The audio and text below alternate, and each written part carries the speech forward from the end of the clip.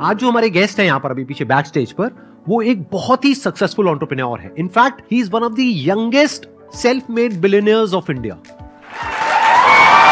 Please give an energetic and warm welcome to the one and only Ritesh Agarwal.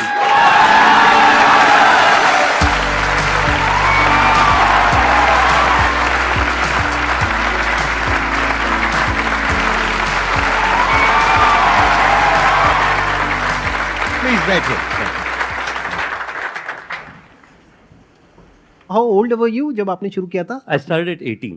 और कई बार मैं भी I used to feel down as well. तो मुझे पता है आप कई सारे और एंटरप्रेन्योर्स से मिलते हैं जिन लोगों ने बिजनेसेस बड़े समय से बनाए हुए हैं. बट मैं शायद आपसे पहला एंटरप्रेन्योर मिल रहा हूँ जो who has also grown up being motivated by you. So thank you so much. Good to know that. सबसे पहले तो आपसे ये समझना चाहूंगा कि आइडिया आपके माइंड में कहाँ से आया? देखिए, सबसे पहले तो मैंने कंपनी शुरुआत करी थी जब मैं जस्ट हाई स्कूल से बाहर निकला था. तो उस समय मैं इंटर्नशिप्स करने लगा था छोटी छोटी कंपनियों में कि एक वेबसाइट बनवा लीजिए, सोशल मीडिया पेज बनवा लीजिए एंड सो ऑन. तो उससे थोड़ी स्टाइपेंड मिलती थी और मुझे ट्रैवल करने का बड़ा शौक था. तो मैं यहाँ पे आनंद विहार ISBT से बस लेकर के कहीं पे भी, जहाँ पे भी बस लेकर के जा सके, चाहे उत्तराखंड हो, राजस्थान हो, हिमाचल हो, वहाँ जाने की कोशिश करता था. वहाँ पे रहने की जगह सारी महंगी होती थी. तो मुझे छोटी छोटी गेस्ट हाउसेस, हॉलिडे होम्स, इस तरह की जगह मिलती थी जिनको जनरली लोगों ने डिस्कवर नहीं किया होता था, पर आपको 300 रुपये, 500 रुपये, 800 रुपये में ठीक साफ़ सुथरा जगह मिल जाता था. तो मेरी शुरुआत इस चीज़ से हुई कि मैंने देखा कि ये सारी जगह काफ़ी अवेलेबल हैं पर अननोन है एक तरीके से. तो उसको जो है मैंने एक वेबसाइट में डिस्ट्रीब्यूट करना शुरू किया कि इन जगहों में अगर आप रहें, उत्तराखंड में, हिमाचल में, राजस्थान में, आपको सस्ते दाम में प्राइस पे जगह मिलेगी. उससे शुरुआत किया मैंने ओरेवल का. 1 साल तक वो बिज़नेस चलाया. वो बिज़नेस चला नहीं, क्योंकि सबसे बड़ी चैलेंज ये थी कि बुकिंग तो आप करवा लीजिए पर सर्विस क्वालिटी मेंटेन होगा कि नहीं, उसकी जिम्मेवारी कोई नहीं ले रहा था. तो उसके बाद मैंने सोचा कि अगर यही सबसे बड़ा प्रॉब्लम है तो मैं इसी को सॉल्व कर लेता. तो जो पहली गेस्ट हाउस, कई सारे जो हमारे पास छोटे गेस्ट हाउस गुड़गांव में भी हमारे साथ जुड़े थे, उनमें से एक को मैंने कहा कि आप जो है, आपकी प्रॉपर्टी को मैं सर्टिफाई करूँगा, थोड़ी क्वालिटी इंप्रूव करूँगा जिससे आपकी ऑक्यूपेंसी बढ़े, और मैं जिम्मेवारी लेकर के हर 2-3 दिन आके आपकी प्रॉपर्टी चेक करूँगा, ऑडिट करूँगा. और पहले 1-2 महीना तो मैं ही आपका front office manager, check in, checkout, cleaning सब कुछ मैं ही देखूंगा. उनकी प्रॉपर्टी में टोटल ऑक्यूपेंसी 20% से कम चलती. सिर्फ शादियां जब होती थी साउथ सिटी 1 एरिया में गुड़गांव में, तब शादियों में उनकी प्रॉपर्टी यूज़ की जाती थी, उसके अलावा खाली रहता था. तो उन्होंने कहा कि मुझे आप पे ऐसे तो भरोसा नहीं हो रहा है, क्योंकि अगर मैं लगा हुआ हूँ इतने समय से और उसके बाद प्रॉपर्टी में ऑक्यूपेंसी नहीं आ रही, तो आपके आने पे कैसे ऑक्यूपेंसी बढ़ जाएगी. पर ठीक है, मेरा जितना अभी सिचुएशन इतना बुरा ऑक्यूपेंसी का, इससे बुरा तो और हो ही नहीं सकता, जो होगा इससे बेहतर ही होगा. तो चलो आपको मैंने कुछ महीने के लिए प्रॉपर्टी दी, आप चलाइए, देखिए क्या होता है क्या नहीं होता है. अब उस प्रॉपर्टी में हमने 3 चीज़ें करी. सबसे पहला चीज़ हमने ये किया कि मैंने जाकर के ऑनलाइन वेबसाइट्स में देखा कि कौन सी प्रॉपर्टी टॉप रैंक में आती हैं बजट वाली. मैंने देखा कि उन सब की फ़ोटोज़ और इंटीरियर्स अच्छे होते हैं. तो इंटीरियर्स में जो वाइट लाइट थी उसको इस तरीके का मैंने वार्म लाइट से रिप्लेस कर दिया और 2-3 पेंट लगा दी. टोटल खर्चा पर कमरे का 4-5 हज़ार रुपये का आया होगा, जो कि ओनर से ही मैंने रिक्वेस्ट किया कि आप ही की प्रॉपर्टी में निवेश कर रहे हैं तो आप ही लगा दीजिए, मेरे पास तो कुछ है नहीं. उस होटल के साथ में आपने टाई अप किया, लेकिन आपने कुछ इन्वेस्ट नहीं किया. पर मैंने आइडियाज लगाए कि कैसे इसको इंप्रूव किया जा सके. डायनेमिक प्राइसिंग लाई. तो होटल का प्राइस पहले हमेशा 2,000 रुपये पे फ्लैट रहता था पूरे साल. मैंने कहा कि पहला 3 कमरा 999 में सेल होगा, 999. आप लोगों ने सुना होगा जब ओयो शुरू हुआ था, हमने कहा था स्टार्टिंग एट 999. उसके बाद में पहला 3 रूम 999 पे बिक जाए, उसके बाद हर रूम पे मैं 100 से 150 रुपीज़ बढ़ा देता था प्राइस, क्योंकि एक बार वॉल्यूम बढ़ जाता था. आपने इंटरनेट पे देखा होगा, बाय पॉपुलैरिटी या बाय क्वालिटी आप या फिर बाय प्राइस आप सॉर्ट कर सकते हैं होटल्स को. तो मेरा होता था कि बाय प्राइस पहले सॉर्ट करके 3 बुकिंग आ जाए, जिससे फिर बाय पॉपुलैरिटी में हम टॉप रैंक में आ जाएंगे, तब ज्यादा प्राइस बन जाएगा. प्लस ये भी एक और इसका बेनिफिट है कि अगर 999 में कोई रुका है और उसको वैल्यू मिल गई 2000 की, तो वो रिव्यूज अच्छे मिलेंगे. तो वो रिव्यूज में भी आप टॉप पे आने लग जाओगे, जैसे कि रिव्यूज में मिले जल्दी से जल्दी, और उससे आपका जो रिव्यूज में आप टॉप रैंक में आने लग जाएंगे. राइट. तो सिर्फ इससे जो है मैंने पहला होटल शुरू किया. पहले महीने के एंड में यादव जी की प्रॉपर्टी 90% प्लस ऑक्यूपेंसी में पहुंच चुकी थी.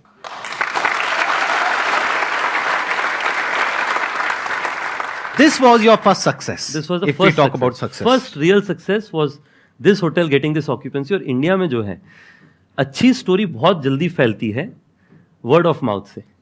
तो लोगों ने कहा अच्छा यादव जी की प्रॉपर्टी के बाहर बड़ी गाड़ियां लगने लगी हैं, कस्टमर्स आने लगे, कैसे आने Right. लगे?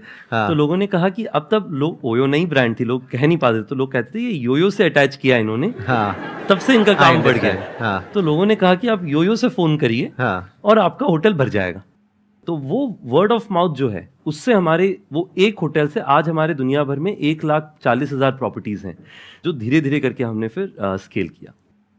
लोग हमेशा स्टार्टअप्स में कहते हैं कि आपको आईआईटी से होना चाहिए, आईएम से होना चाहिए, आईवी लीग से होना चाहिए। ये बहुत लोगों के नोशंस हैं, एक नोशन इस तरह होता है। के, राइट। मैं तो कहीं से किसी भी बड़ी कॉलेज, मैं तो कॉलेज ही नहीं गया, मतलब बड़ी कॉलेज तो दूर की कॉलेज बात आपने अपना करा भी नहीं? है। मैंने बिल्कुल, तो मेरी स्टोरी तो ये मैं है, और आप दोनों 12th पास है मतलब? हम दोनों 12th पास हैं। तो 12वीं कक्षा के बाद में जो एक पीटर थियल हैं, जो पेपैल के फाउंडर हैं, तो वो $100,000 यानी कि आज की करेंसी में 80 लाख रुपए 20 बच्चों को देते हैं 20 साल की उम्र से कम के लिए। कंडीशन ये है कि आपको कॉलेज छोड़ देना है। तो मैंने पीटर थियल के बारे में सुना साइबर कैफे में, पीटर थियल सर्च किया, मैंने प्रोग्राम के बारे में देखा, अप्लाई कर दिया। उसमें मेरे से पहले एशिया से कोई एक भी थियल फेलो कभी नहीं बना था, सिर्फ अमेरिकन, मोस्टली अमेरिकन मूल के लोग थे। तो मैंने जो अप्लाई कर देते हैं, मेरा कोई एक्सपेक्टेशन भी नहीं था कि कभी मेरे को थियल फेलो बनने का मौका मिलेगा। तो एक दिन मुझे फ़ोन आया कि आप जो हैं टॉप 40 कैंडिडेट्स में से एक हैं जिनको यूएस बुलाया जा रहा है पिच करने के लिए। तो मेरे खुशी का कोई ठिकाना नहीं था, इसलिए नहीं क्योंकि थियल फेलो बन जाना था, मुझे तो लग रहा था उसके बाद भी नहीं होगा, क्योंकि 40 में से 20 सेलेक्ट होने थे। मेरी खुशी का इसलिए ठिकाना नहीं था कि मुझे लगा कि पहली बार यूएस जाने का मौका मिलेगा। वो भी उन्होंने स्पॉन्सर किया होगा? वो भी उनका स्पॉन्सरशिप। उसके बाद में यूएस गए और 40 बच्चों में से मुझे थियल फेलो चुना गया।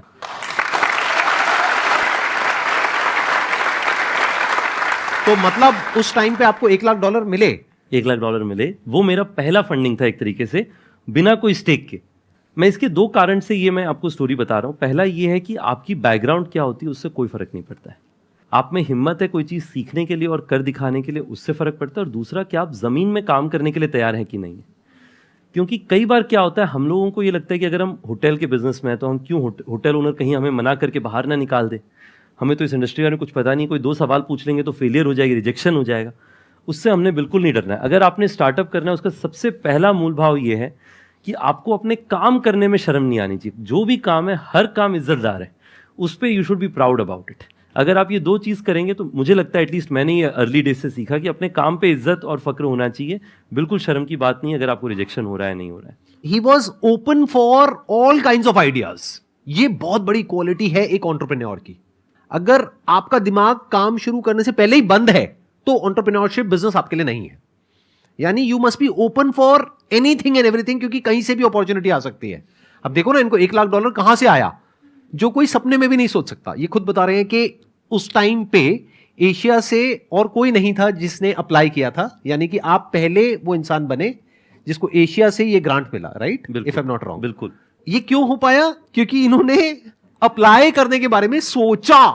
क्यों सोचा? क्योंकि इनके दिमाग में था कि देखते हैं, हो सकता है हो जाए, हो सकता है ना हो, ट्राई तो करें।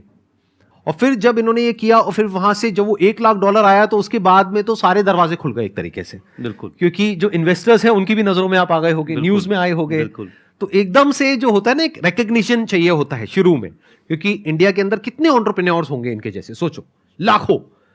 लेकिन उनमें से किसको मिली वो स्कॉलरशिप, या क्या कहेंगे, ग्रांट? हाँ, किसको वो ग्रांट मिला? इनको।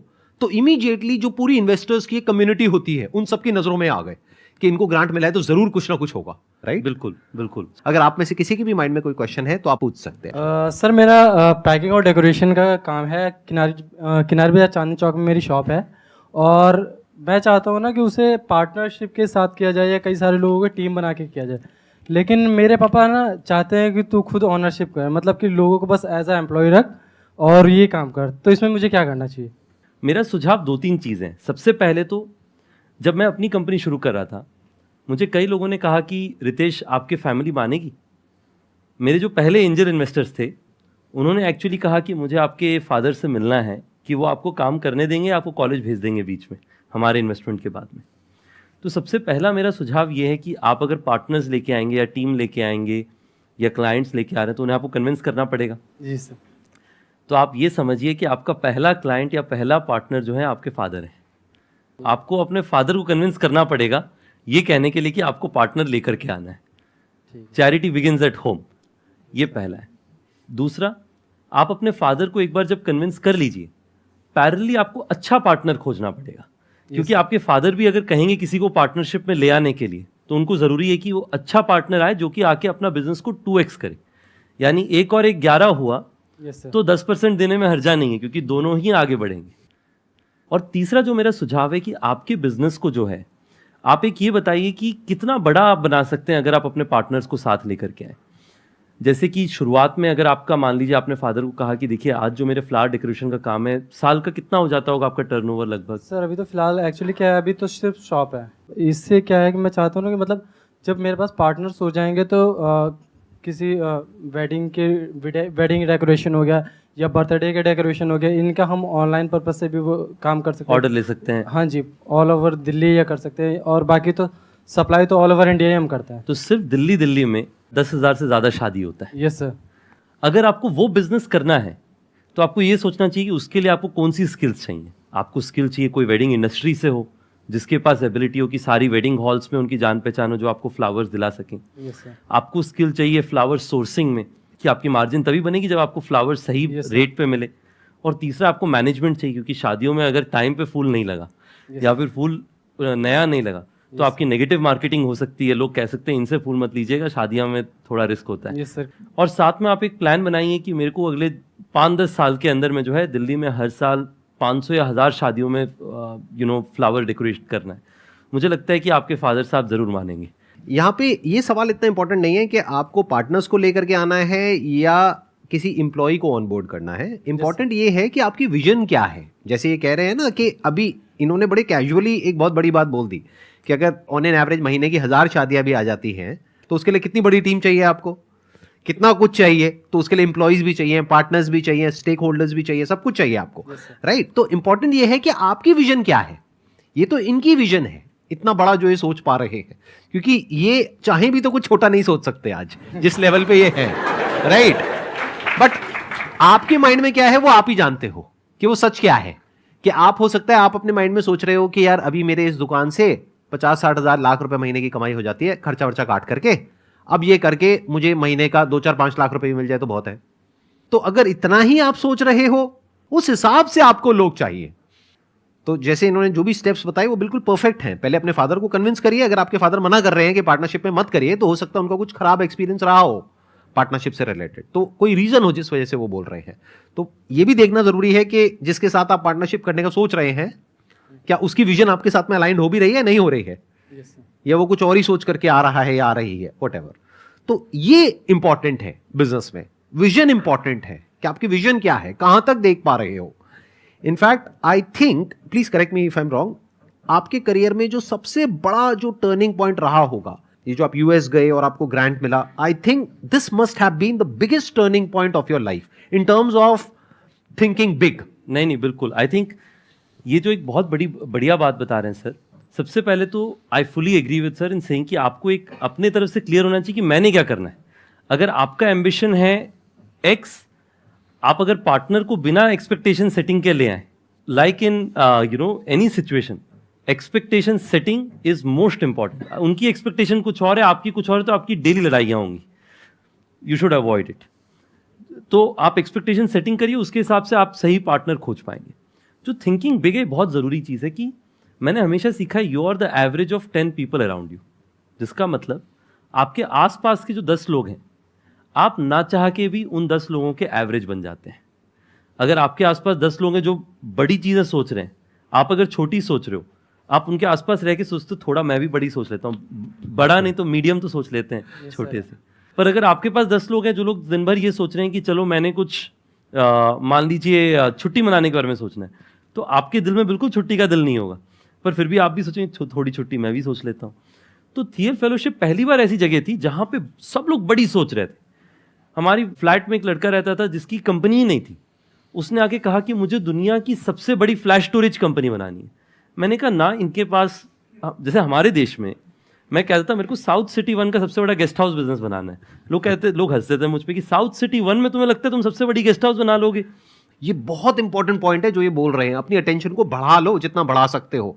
ये कितना इंपॉर्टेंट है, I can't express in words. ये इतना इंपॉर्टेंट है ये पॉइंट, ध्यान से सुनना अभी जो ये बोल रहे हैं। देखिए इसमें क्या होता है ना, हमारे यहाँ पे जनरली हमारे आसपास में सोसाइटी में लोग कहते हैं अपने पास जो रिसोर्स है, जो आपके पास में लागत है, उसी के हिसाब से सपने देखो। अभी अपने पास तो कुछ भी नहीं था तो सपने तो देखने बंद कर देने चाहिए थे उस मैथ्स के हिसाब से।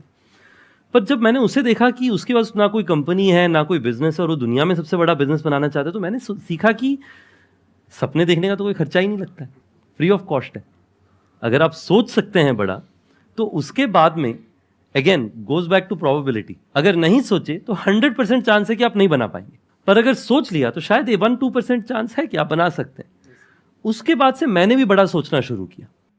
तो आप अपना जितना बड़ा सोच सकते हैं, अभी बस वही इशू है कि एक बार सोचने के बाद उसके लिए काम भी करना पड़ता है। अगर वो काम करने की हिम्मत है तो सोचने में कोई बुराई नहीं है। Thank you sir. Excellent point.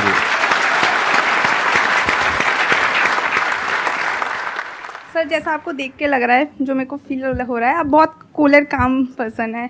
And जिस हिसाब से आप बता रहे हो कि आपने ऐसे बिजनेस कैसे स्टार्ट किया, तो लाइक अब कुछ पास्ट ईयर से हम देखते हैं जैसे ओयो के बारे में ऐसे मीम्स बनते हैं, या अभी फरवरी का मंथ आएगा तो वो सब स्टार्ट हो जाएगा। तो ऐसे स्टार्टिंग में थोड़ा हर्ट फील हुआ कि लाइक मैंने इतनी मेहनत करी एंड बिजनेस बनाया एंड उसको अब ऐसे बिजनेस को ऐसे मीम्स बन रहे हैं, या आपने सोचा कि चलो फ्री की मार्केटिंग अच्छी चीज़ है चलने देते हैं, या आप अब सोच रहे हो कि उसको बिजनेस को लाइक इमेज पॉजिटिव करनी चाहिए हमें, या मतलब ठीक है आपके लिए?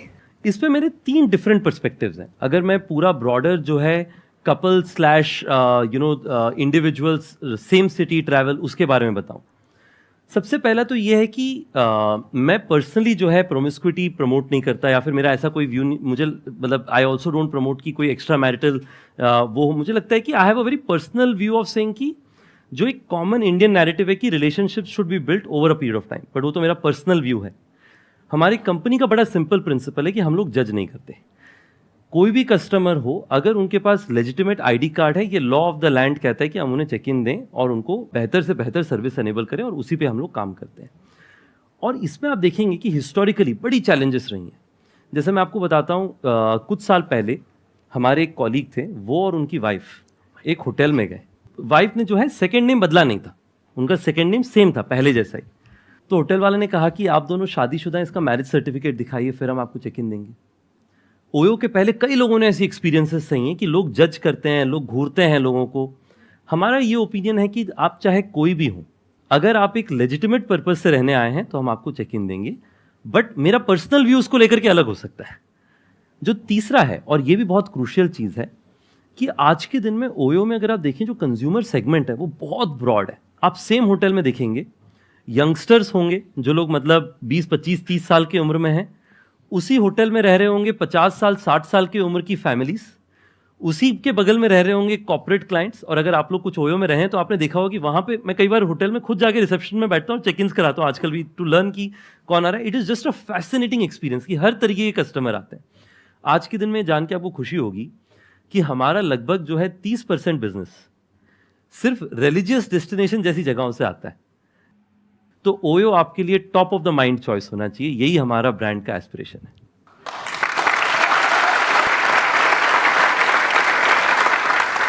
इंडिया में मुझे लगता है जो अगली जनरेशन की बिजनेसेस होंगी वो हम जैसे लोग चलाएंगे, और मेरा होप ये है कि आगे चल करके आप में से कुछ लोग मुझे मिलें और कहें कि रितेश, आपसे मैं मुलाकात किया था सर के साथ में एक समय, और आज मैंने इतना बड़ा बिजनेस अपना खुद का बनाया। मेरा होप है कि इस डिस्कशन का आपको वैल्यू हो, जो लोग वीडियो में सुन रहे हैं उनके लिए भी।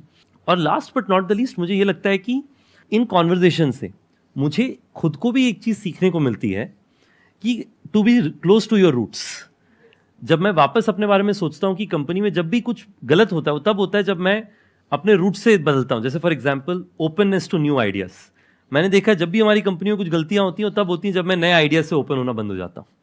तो हमेशा अपने, ऐसा नहीं कि रूट से इतना अटैच हो जाओ कि बदलो मत, बट जो रूट के समय में जब कुछ भी नहीं था आपके पास में, आपकी वैल्यू सिस्टम क्या थी, उसे आप कंटिन्यू रखें। ये 3 चीज़ें मेरे लिए काफ़ी वैल्यूएबल थी, तो मेरे लिए तो it has been fantastic. Thank you आप लोगों ने मुझे बोला। एक्सेलेंट जी, एक्सेलेंट। हाँ, थैंक यू सो मच जी, thank you so much for coming.